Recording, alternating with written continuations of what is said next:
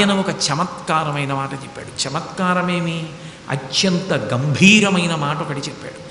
ఆయన అన్నాడు, మీరు బాధపడిపోతున్నారని హిరణ్యకశిపుణ్ణి చంపను. అది పరమేశ్వరుని యొక్క ప్రతిజ్ఞ. అంటే మీకు బాధ కలిగింది అని వెంటనే వచ్చి నేను ఆ హిరణ్యకశిపుణ్ణి చంపేస్తానని అనుకోకండి. నేను హిరణ్యకశిపుణ్ణి కాదు, ఎప్పుడైనా ఎవరినైనా అవతార స్వీకారం చేసి చంపవలసి వస్తే కొన్ని కారణములు ఉంటేనే చంపుతాను. శుద్ధ సాధులందు సురలందు శృతులందు గోవులందు విప్రకోటియందు ధర్మపదవియందు తవిలి నాయందు వాడెన్నడలుగు నాడు హింస పొందు అన్నాడే. శుద్ధ సాధులందు మొట్టమొదటి మాట, భగవంతుణ్ణి త్రికరణ శుద్ధిగా నమ్ముకుని బ్రతుకుతున్న వాడి జోలికెడితే చంపేస్తాను, ఇక సందేహం లేదు అందులో. కాబట్టి శుద్ధ సాధులందు సురలందు దేవతల జోలికి వెడితే చంపేస్తాను. శృతులందు వేదాల యొక్క ప్రమాణాన్ని తిరస్కరించి మాట్లాడితే చంపేస్తాను. శృతులందు విప్రులందు గోవులందు, గోవులను విపరీతంగా చంపడం ఎక్కువైపోతే ఆ లోకాన్ని ఉంచడానికి నేను ఇష్టపడ్ను. గోసంహారం జరగడానికి వీల్లేదు. అందుకే గోవులందు విప్రకోటి ఎందు, వేదం చదువుకుని వేదం చెప్పినట్టుగా బ్రతుకుతున్నటువంటి బ్రాహ్మణుల జోలికి వెడితే నేను అంగీకరించను. ధర్మ పదవి ఎందు, ధర్మం జోలికి వెడితే నేను ఒప్పుకోను. తవిలి నాయందు, చిట్ట చివరికి వాడు నన్నే నిందించి నన్నే దూషించడం మొదలు పెడితే ఇన్ని దోషములు పూర్తయిపోతే అవతార స్వీకారం చేస్తాను. కాబట్టి ధర్మ పదవి ఎందు తవిలి నాయందు వాడెన్నడలుగు నాడు హింసనందు, అప్పుడు అవతారంగా వచ్చి చంపుతాను. అప్పటి వరకు రాను. ఇప్పుడు మీరొక్కరే బాధపడ్డారు, అందుకోసం రాను. మీరు ఇంకా వేచి ఉండవలసిందే, తప్పదు. నేను ఇవన్నీ పూర్తయ్యాయంటే వస్తాను. అంటే అయ్యా మరి ఇంతమంది బ్రాహ్మణుల్ని చంపుతున్నాడు, ఇంతమంది భక్తుల్ని బాధ పెడుతున్నాడు, వేదాన్ని అవమానిస్తున్నాడు, గోవుల్ని చంపుతున్నాడు, మరి ఇంకా ఎవరు రావాలి అంటే ఆయన అన్నాడు, వస్తాడు. ఒక మహానుభావుడు ఉన్నాడు, పరమభక్తి తత్పరుడైనటువంటి వాడు. ఆయన కడుపునే పుడతాడు, హిరణ్యకశిపుని కడుపున. ప్రహ్లాదుడన్న పేరుతో వస్తాడు. ఆ ప్రహ్లాదుని యొక్క గుణములు ఇన్ని అన్నీ కావు. అంత మంచివాడైనటువంటి కొడుకు పుడతాడు. కన్న కొడుకు శమదమ సంపన్నుడు నిర్వైరుడనక రోషంబున ప్రహ్లాదుని వాడెన్నడు పట్టి బాధించు నాడువాని పట్టి వధింతున్. అంత పరమభాగవతోత్తముడైనటువంటి ప్రహ్లాదుడు తన కడుపున పుట్టాడని సంతోషించడం మానేసి ప్రహ్లాదుడిని బాధ పెట్టడం ఎప్పుడు మొదలు పెడతాడో, కనీసం పితృప్రేమతోనైనా క్షమించాలి. తండ్రిని కూడా మరిచిపోయి ప్రహ్లాదుడిని చంపేయడానికి ఎప్పుడు ప్రయత్నిస్తాడో అప్పుడు వచ్చి వాడిని చంపేస్తాడు. అప్పటి వరకు మీరు వేచి ఉండండి, ఆ కొడుకు పుడతాడు, మీరు వెళ్ళిరండి అన్నాడు. సరే, ఈలోగా ఆయన తపస్సు చేసుకోవడానికి వెళ్ళినప్పుడే లీలావతికి కుమారుడు కలిగాడు నారదుని యొక్క ఆశ్రమంలో. ఆ పిల్లవాడి పేరు ప్రహ్లాదుడు. నిన్న మీతో నేను మనవి చేశాను, ఆయన హిరణ్యకశిపుడు. అన్నీ నావిగా అనుభవించాలంటాడు హిరణ్యకశిపుడు. ఇతరులు సంతోషిస్తే సంతోషిస్తానంటాడు ప్రహ్లాదుడు. అంటే తనకున్నది ఒకరికి పెట్టి ఒకరి సంతోషాన్ని చూసి తాను సంతోషిస్తాడు ప్రహ్లాదుడు. ఒకడు ఏడిస్తే చూసి తానే అనుభవించి సంతోషిస్తాడు హిరణ్యకశిపుడు. ఎలా పడుతుంది ఇద్దరికి? అయితే లోకంలో ఓ ధర్మం ఉందిగా, ఓ మంచి కొడుకు పుట్టాలి అంటే పుణ్యం చేసుకున్నవాడి కడుపున పుడతాడా, పాపం చేసిన వాడి కడుపున పుడతాడా? ప్రహ్లాదుడు చేసుకున్న పాపం ఏమిటి అటువంటి తండ్రి కడుపున పుట్టడానికి? హిరణ్యకశిపుడు చేసుకున్న పుణ్యం ఏమిటి అటువంటి కొడుకుని కనడానికి? మరి ఆ ప్రశ్న వస్తుందా రాదా? భాగవతంలోనే దీనికి జవాబు చెప్పారు. పుట్టుకతో నారదుని యొక్క ఆశ్రయం లభించి అంత గొప్ప భక్తి తత్పరుడు కావడానికి కారణం ఎక్కడుంది అంటే ప్రహ్లాదుని యొక్క గత జన్మలలో సత్సంగం ఉంది. ఏది ఉన్నా లేకపోయినా సత్పురుషులతో కలిసి తిరిగాడు, సత్పురుషులను సేవించాడు, వాళ్ళతో కలిసి ఉన్నాడు. సత్పురుషులతో కలిసి ఉంటే చాలు ఈశ్వరానుగ్రహం కలుగుతుంది. అందులో సందేహమేంది? మీరు ఎంత ధర్మం ఆచరించారన్నది పక్కన పెట్టండి, సత్పురుషునితో కలిసి ఉంటే, సత్పురుషునితో కలిసి ఉంటే అన్న మాటని బాగా అర్థం చేసుకోవాలి. మీరు ఆయనతో కలిసి ఉన్నారని తిరగడం కాదు, ఆయన మిమ్మల్ని పేరు పెట్టి పిలిచి గుర్తుపట్టి పక్కన ఉంచుకోగలడా? అలా ఉంచుకోగలిగితే చాలు. ఏ కారణానికైనా సరే అలా ఉంచుకోగలిగితే చాలు, వాడు ఉత్తర జన్మలలో మహాభక్తుడైపోతాడు. అందుకే శంకరాచార్యులు వారు సత్సంగత్వే నిస్సంగత్వం, నిస్సంగత్వే నిర్మోహత్వం, నిర్మోహత్వే నిశ్చలతత్వం, నిశ్చలతత్వే జీవన్ముక్తి అంటారు. సత్సంగమే సమస్త అభ్యున్నతికి కారణము. విదురుడు మహానుభావుడు మహాభారతంలో. అటువంటి విదురుణ్ణి రాత్రిపూట పిలుస్తూ ఉంటాడు. ఉద్యోగ పర్వంలో కొన్ని కారణాలు అడుగుతాడు. రాత్రి నీకెందుకు నిద్ర పట్టదని నిలదీశాడు ధృతరాష్ట్రుణ్ణి పట్టుకుని విదురుడు. ప్రతిరోజు రాత్రి పిలుస్తాడు.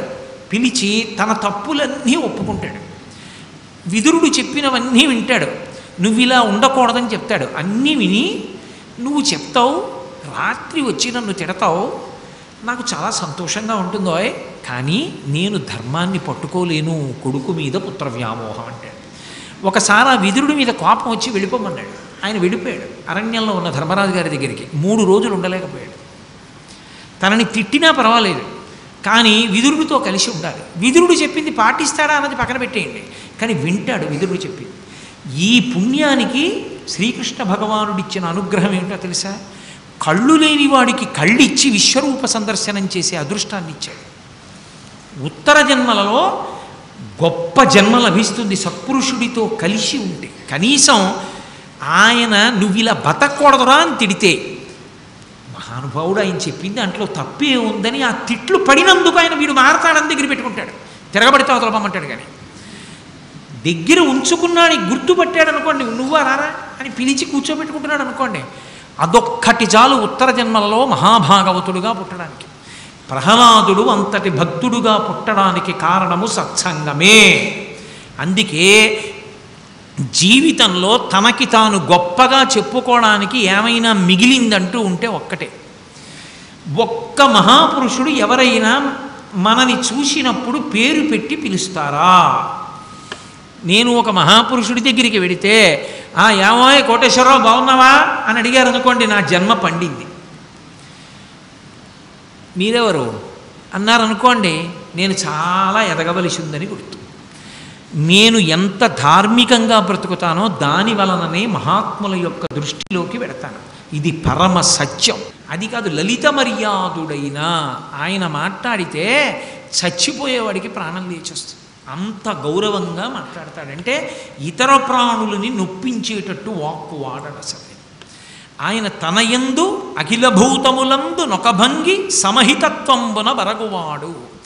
ఎప్పుడూ ఒక్కటే ఆలోచిస్తాట, ఇది నాకు జరిగితే అదొకటే పరీక్ష. ఒక ప్రాణిని చెనకే ముందు అలా నన్ను చెనకితే నాకే బాధ కలుగుతుంది కాబట్టి చెనకను. ఈ మాట నన్నంటే కాబట్టి అనను. అది నాకు పెడితే కాబట్టి వాళ్ళకి పెట్టను. ఇది ఎప్పుడూ పరీక్షించుకుంటుంటాడు. ఇది వచ్చింది, పుట్టుకతో వచ్చింది ఆయనకి. అందుకే ఒకరిని బాధ పెట్టడం అన్నది ఆయన జన్మలో లేకుండా పోయింది. తనయందు అఖిల భూతములందు నొకభంగి సమహితత్వంబున బరగువాడు, పెద్దల పొడగన్న భృత్యుని కైవడి చేరి నమస్కృతులు చేయువాడు. అసలు నమస్కారం చేయాలంటే దానికి బోలెడంత సిద్ధాంతం ఉంది. చేతిలో ఏదైనా ఉంటే నమస్కారం చేయకూడదు. ఎంత పెద్దవాళ్ళకి కూడా చేతిలో ఏదైనా పట్టుకుని ఉన్నారనుకోండి, ఇక నమస్కారం చేయకూడదు. ఎందుకని అంటే నమస్కారం చేస్తే ప్రతి నమస్కారం చేయాలి. ప్రతి నమస్కారం చేయడానికి చేతిలో ఏదైనా ఉంటే ఎలా చేస్తాడు? ఇబ్బంది పెట్టకూడదు, చేయకూడదు. భృత్యుని కైవడి, పెద్దలు కనపడితే, పెద్దలంటే ఆయన దృష్టిలో అందరూ పెద్దలే అసలు ప్రహ్లాదుడికి. పెద్దలు కనపడితే నమస్కారం ఎలా చేసేవాడంటేట ఏదో ఇలా నమస్కారాలు కాదు, భృత్యునికైవడి వంగి వంగి ఇలా 2 చేతులతో వంగి పరమ గౌరవంతో నమస్కరించేవాట. భృత్యునికైవడి చేరి నమస్కృతులు చేయువాడు. కన్నుదోయికి అన్యకాంతలడ్డంబైన మాతృభావన చేసి మరలువాడు. కంటి ముందు ఏ ఇతర కాంత కనపడనివ్వండి, ఆయన చిన్నపిల్లవాడు. మీరు ఒక మాట జ్ఞాపకం పెట్టుకోవాలి, చిన్నపిల్లవాడు కామదృష్టితో చూడకుండా తల్లి దృష్టితో చూశాడని మాట చెప్పకూడదు. వైషమ్య భావన కలగదు ఆయనకి. అసలు ఆ భావనే ఉండి పెరిగి పెద్దవాడైనప్పుడు ఎవరి యందు కూడా అసలు కామభావన ఉండదు. ఎందుకంటే నేను ఒక్క మాటతో చెప్పేస్తే మీరు అర్థం చేసుకుంటారు. ఇంత నిండు సభలో అంతకన్నా ఓ మెట్టు కిందకి దిగి నేను మాట్లాడక్కర్లేదు. పురుషుడి హృదయానికి సంబంధించినంత వరకు ఆడతనాన్ని చూస్తే పాలు పొంగుతాయి, అమ్మతనాన్ని చూస్తే నీళ్లు జల్లిన పాలలా కిందకెడతాయి. అమ్మతనాన్ని చూడడం వచ్చిన వాడికి, ఆడతనాన్ని చూడడం మరిచిపోయిన వాడికి జీవితం సౌభాగ్యవంతమైపోతుంది. అందరిలో కామాక్షి అమ్మనే చూడగలిగాడు అనుకోండి, అసలు ఆ పాలు పొంగవు. పరమ అమృత దృష్టితో చూస్తాడు తప్ప చూసి పాపం మూట కట్టుకోడు. ప్రహ్లాదుడి అలవాటేమి అంటే, తన తల్లి కాక వేరెవరైనా కనబడితే మా అమ్మ కాదు కదా అన్న భావన ఉండదు. మా అమ్మే, మా అమ్మే అయితే వాళ్ళ బిడ్డలు ఈయనకి ఏమవుతారు? నా సోదరులే. అందుకే అందరి ఎడల సోదర భావన చేయగలిగాడు. నేను రాజు కొడుకుని, ఆమె రాజు భార్య కాదు, మా అమ్మ మహారాణి, ఆవిడే ఉంది దాసి అండవు, మా అమ్మే అంటే. ఇప్పుడు దాసి అన్న భావన ఉంటుందా, మా అమ్మ అన్న భావన ఉంటుందా? ఇప్పుడు దాసిని కూడా దాసిగా మాట్లాడతావా, అమ్మతో మాట్లాడినట్టు మాట్లాడతావా? ఎంత మర్యాదగా ఉంటుంది ఆ మాట. సంస్కారం అవ్వడానికి లోపల గుణం ఉంటుంది. గుణం ఉంటే కానీ సంస్కారం ఏర్పడదు. ఎంత గొప్ప గుణములు ఉన్నవాడో చూడండి. యథార్థానికి ఈ ఒక్క పద్యం చాలు వ్యాఖ్యానం చేయడానికి వారం రోజులు పడుతుంది. రామన్ రాస్తే కళ్ళొత్తుకుని వాడి గురించేనమ్మా నా బెంగ, ఒక కాలు తోటకూర కాళ్ళలా ఉంటుంది, ఏదో పోలియో వచ్చింది, వాడే పాపం ఎలా ఉంటాడో అని ఎప్పుడు దీనుడి గురించి ఆలోచిస్తుంది తప్ప బలవంతుడైన కొడుకులు 9 మంది ఉన్నారు కదా అని తలుచుకు సంతోషపడదు. బలహీనుడి గురించి తలుచుకుని వాడు వృద్ధిలోకి రావాలని ఆవిడ అనేకమైన పనులు చేస్తుంది.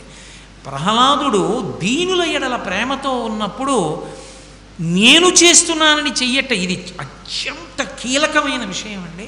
ఎందుకో తెలుసా? మనిషి పాడైపోవడానికి అవకాశం ఎక్కడుంటుందంటే, నేను వీళ్ళకి ఈ ఉపకారం చేస్తున్నానన్న అహంకారం ఉందనుకోండి మనసులో. ఎవరిళ్ళో 400 కాలిపోయి ప్లాస్టిక్ బిందెలు పంచిపెడుతూ ఫోటోలు తీయించుకుని ఒక ఆల్బమ్ తయారు చేసి పేపర్లో కూడా వేయించుకోవాలనుకున్నాడు అనుకోండి, అంతకన్నా అన్యాయమైన బుద్ధి ఇంకోట్లేదు. నువ్వు బిందెలు పంచడం మానేసి నిన్ను నువ్వు సంస్కరించుకోవడం మంచిది. వాడు దోషుడితో నీళ్లు తాగుతాడు, నువ్వు పాడైపోతున్నవాడు. ఇవాళ అగ్ని ప్రమాదం జరిగింది, 3 ఏళ్ల తర్వాత వాడు ఐశ్వర్యవంతుడు అవ్వచ్చు, నువ్వు మాత్రం దరిద్రుడవే అవుతావు. ఎందుకో తెలుసా? ఉన్నవాడనన్న అహంకారం నీలో ఉంది, అదొక్కటి చాలు పాడు చేయడానికి. ముందు అది వదిలిపెట్టాలి. విష్ణు స్వరూపాన్ని చూసి నన్ను ఉద్ధరించడానికి ఈశ్వరుడిది చేయమన్నాడని చెయ్యాలి తప్ప శ్రియాదేయం హ్రియాదేయం భియాదేయం సిగ్గుతో ఇవ్వాలి తప్ప నేను ఇస్తున్నానని ఇవ్వమని చెప్పలేదు సనాతన ధర్మం. కాబట్టి తల్లిదండ్రులు దీనుడైనటువంటి కొడుకు పట్ల ప్రేమతో ఉండి పెడతారు తప్ప వాడు బలహీనుడు పనికి మాలినవాడు అనరు. ఎవరైనా అన్నారనుకోండి వాళ్ళ కోపం వస్తుంది. ఏంటి మీ అబ్బాయికి పోలియోయా అన్నారనుకోండి, తల్లికి చటుక్కుని కోపం వస్తుంది. ఏమిటో అడగడం కనపట్టాలా? ఓ కాలు కొంచెం బలహీనంగా ఉందిగా, ఎందుకు మొహం మీద అలా అడగడం ఏంటి? ఆయనకి సంస్కారం లేదా అని 5 నిమిషాలు ఇంకెప్పుడు ఆయన ఇంటికి రానివ్వకండి అంటూ. బిడ్డకి పోలియో ఉంది, పోలియోయా అలా నడుస్తున్నాడే అన్నాడు ఆయన. ఆవిడ అంగీకరించదు అలా అడిగితే. అంటే ఇంటికొచ్చిన వాళ్ళు అలా అంటే తన బిడ్డ మనసు గాయపడుతుందేమో అని బాధపడుతుంది. వాడికి తెలియకుండా వాడి అభ్యున్నతి వరకు చేస్తుంది తప్ప వాడు దీనుడని భావనతో ఆవిడ చెయ్యదు. తల్లిదండ్రులు దీనుల పట్ల చేసే దాంట్లో ప్రేమ ఉంటుంది తప్ప వాడు దీనుడు నీ చెయ్యగలిగిన వాడిననేటటువంటి స్థితితో చెయ్యరు. ప్రహ్లాదుడు చేసేటటువంటి ఉపకారాలు అలా ఉంటాయి. సకులయడ సోదర స్థితి జరుపువాడు. స్నేహితులతో మాట్లాడేటప్పుడు నా సోదరుడు నాతో కలిసి పుట్టినవాడన్న భావనతో ఉంటాట. దైవతములంచు గురువుల తలచువాడు. గురువుల వంక చూస్తే సాక్షాత్తు నేను నమస్కారం చేసే దైవమే గురువుగారిగా వచ్చి నడయాడుతోంది అంటట. దైవతములంచు గురువుల తలచువాడు, లీలలందున బొంకులు లేనివాడు, చేసే పనిలో అబద్ధమన్నది లేనివాడు, లలిత మర్యాదుడైన ప్రహ్లాదుడదిపా. ఆ ప్రహ్లాదుడి గొప్పతనం గురించి చెప్పడానికి, ఎప్పుడూ భగవంతుణ్ణి ఎలా తలుచుకుంటూ ఉంటాడన్నది చెప్పడానికి పోతన గారు రచన చేసి ఇచ్చినటువంటి పద్యం అసలు తెలుగు వాంగ్మయంలో మొకుటాయమానమైనటువంటి పద్యం ఇచ్చారు.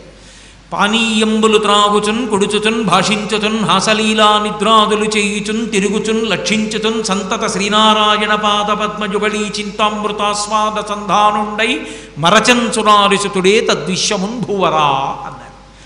భగవంతుణ్ణి ఎప్పుడు తలుచుకుంటాడు ప్రహ్లాదుడు అన్నారు.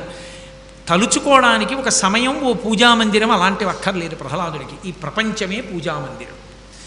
ఎప్పుడూ ఈశ్వరుడు గుర్తొస్తుంటాడు. ప్రపంచాన్ని మర్చిపోయాడు, ఈశ్వరుడు గుర్తులో ఉండిపోయాడు. ఎలా అన్నారు? పానీయంబులు త్రాగుచున్ కొడుచుచున్ భాషించుచున్ హాసలీలా నిద్రాదులు చేయుచున్ తిరుగుచున్ లక్షించుచున్. పానీయంబులు త్రాగుచున్, మంచినీళ్లు తాగుతుంటే భగవంతుడు గుర్తొస్తుంటట.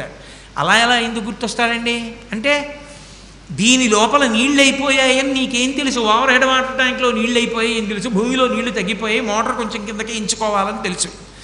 నీలో నీళ్ళు అయిపోయాయని నీకు తెలుసా? తెలియదు. నీళ్ళు అయిపోయాయన్న విషయం తెలుసుకోకుండా కూర్చుంటే స్పృహ తప్పి పడిపోతావు. కానీ ఉరే ఈ పిండాండంలో నీళ్లు అయిపోయాయిరా, ఇందులో నీళ్లు పొయ్యిరా అని పరమేశ్వరుడు దాహం రూపంలో చెప్తున్నాడు. ఈశ్వర, నీళ్లు పొయ్యమని నాకు దాహం రూపంలో మీరు చెప్పి ఉండకపోతే ఏమైపోయి ఉండేది ఈ శరీరం. సరే, ఈ పరమేశ్వరుడు ఈ శరీరాన్ని ఇలా నిర్మాణం చేసేటప్పుడు పొట్ట పైకి తల మధ్యలోకి పెట్టాడు అనుకోండి, ఎలా పోస్తారు గబగబా నీళ్లు? ఆయన దీన్ని నిర్మాణం చేసింది విశ్వకర్మ మనుస్పష్టాస్తవిష్టస్త విరోధ్రువ. మనం నిర్మించుకున్నాం ఏమిటి? ఆయన ఇష్టం. ఆయన తలకాయ ఇక్కడ పెట్టి పొట్ట ఇక్కడ పెట్టాడు అనుకోండి, ఎలా ఎక్కుతుంది నీరు పైకి? ఎన్నాళ్ళు పడుతుంది దాహం వేస్తే నీళ్ళు ఎక్కించడానికి? ఎంత కష్టం. వీడు కొంతసేపు శీర్షాసనం వేసి కడుపులో నీళ్లు పోసి కిందకి ఎక్కించాలి. ఆ తర్వాత ఇలా నించుంటే మళ్ళీ ఆ నీళ్ళన్నీ కిందకొచ్చి నోట్లోంచి బయటకు వస్తాయి. ఎంత కష్టం జీవితం. ఈశ్వర, తొందరగా నీళ్లు తాగకపోతే బతకలేరని నీరు పల్లానికి ఎడుతుందని నోరు పైన పెట్టి కడుపు కింద పెట్టావా? ఏమి అద్భుతమయ్యా ఈశ్వర. అన్నం తింటే నవలాలి, గుటక వెయ్యాలి, గబగబా తింటే పలక మారుతుంది. అదే మంచినీళ్ళైతే దాహం వేస్తే గబగబా తాగకపోతే ప్రాణాలు నిలబడవు. కాబట్టి చకచకా తాగడానికి వీలుగా నీటికి ప్రవాహ శక్తిని ఏర్పాటు చేశావా? ఇన్నిటిని చేసి నన్ను రక్షించావా? గుక్కెడు నీళ్లు తాగితే ఆయనకి ఇంత గుర్తొచ్చేదిట భగవంతుడి గురించి. ఇంకా నేను తగ్గిస్తున్నా, పూర్తి చెయ్యాలిగా ప్రహ్లాదోపాఖ్యానం. కాబట్టి పానీయంబులు త్రాగుచున్ కుడుచుచున్, తింటుంటే ఈశ్వరుడే గుర్తొచ్చేవట.